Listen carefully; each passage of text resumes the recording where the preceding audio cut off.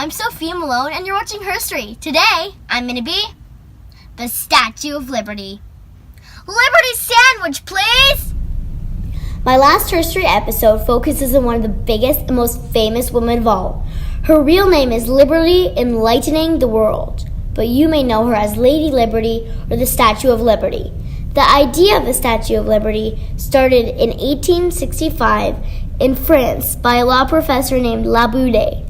He was fascinated with the American government and by the fact that America had just come out of the Civil War, ending slavery. France let emperors ruling them. Laboulaye thought, I want to give America a gift that shows political freedom. A friend of Laboulaye's was a sculptor named Bartholdi. He loved the idea of a statue celebrating freedom, and he said, I volunteer to sculpt it. In 1871, Bartholdi set out for America. As he sailed into the harbor in New York, he saw an island and excitedly exclaimed, That would make a perfect spot for my statue! While in America, Bartholdi met with many important people, including President Grant. People in America were not sure about the idea of his statue at first, and were like, what? But eventually, Bartholdi got people in America talking about the possibility. Bartholdi's idea was to make the statue a lighthouse too, but he wasn't sure whether to put the light in the crown or the torch. The crown! No, the torch! The crown! The torch! This is the hardest decision of my life. He researched the look of Roman goddesses and ancient Greek and Egyptian monuments. His final design of the Statue of Liberty had a woman dressed like a Roman goddess in a long gown with sleeves and a cape. The statue holds a raised torch in her right hand. The crown had 7 pointed rays to represent the 7 continents and the 7 seas. She holds a tablet in her left hand with July 4th, 1776 written in Roman numerals to honor America's Independence Day. On November 6th, 1875, there was a fancy party where a model of the statue was shown, and money was raised to build the statue. They raised $25,000. A lot of money, especially for back then, but they would need 10 times that amount to build the statue. They needed to get a lot of people excited about the statue to raise more money, so they decided to build a part of it. The hand and the torch showed the World Fair that would be held in Philadelphia in May 1876. Because it was so much work, the hand and the torch didn't make it to the World Fair until August, but it was as tall as a 3-story building and the exhibit was a huge success. After the World Fair, the hand and torch went to New York City and stood in a park for 5 years while the rest of the statue was being built.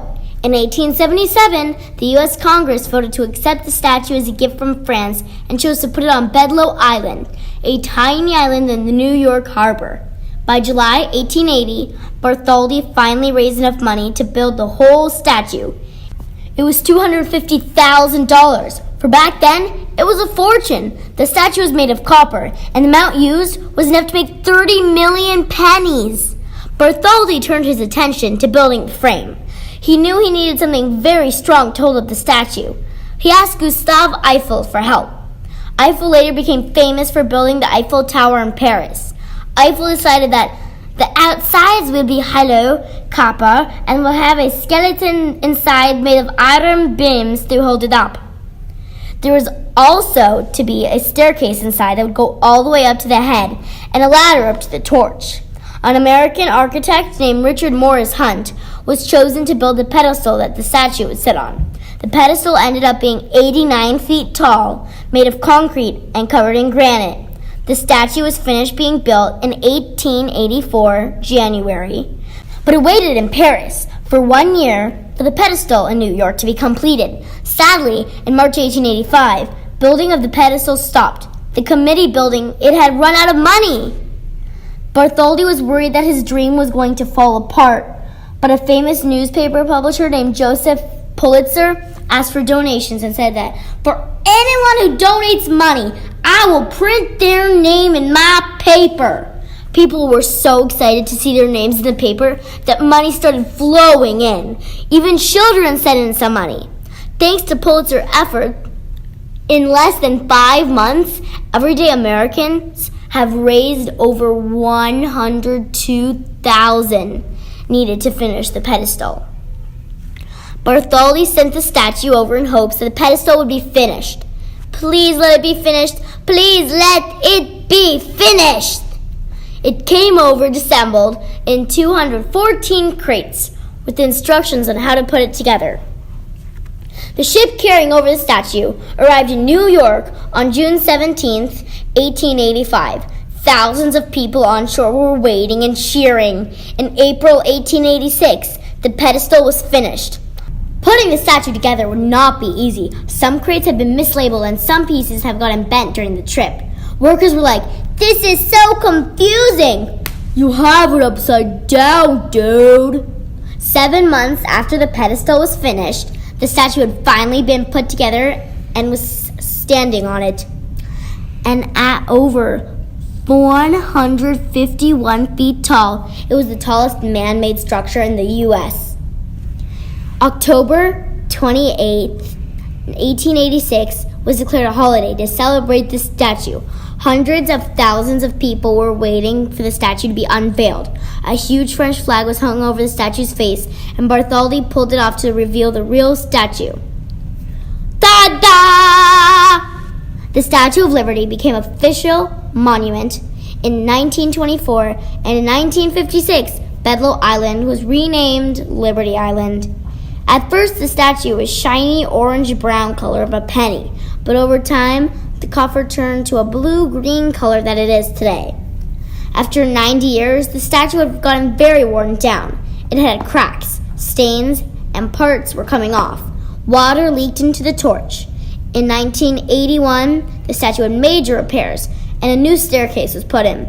The original torch was in too bad of shape to repair it. It was taken down and put in the lobby for visitors to see. An exact copy of the torch was made, but this time the flame was covered in real gold, just like Bartholdi had always hoped. Now about 4 million people go to visit the Statue of Liberty every year, and this year I became one of those lucky visitors. Between 1954 and 1982, over 12 million immigrants came to America on ships that passed right by that statue. She seemed to welcome everyone. This herstory is especially personal to me because my mom and her parents were one of the immigrants that came to this country from the Soviet Union seeking freedom.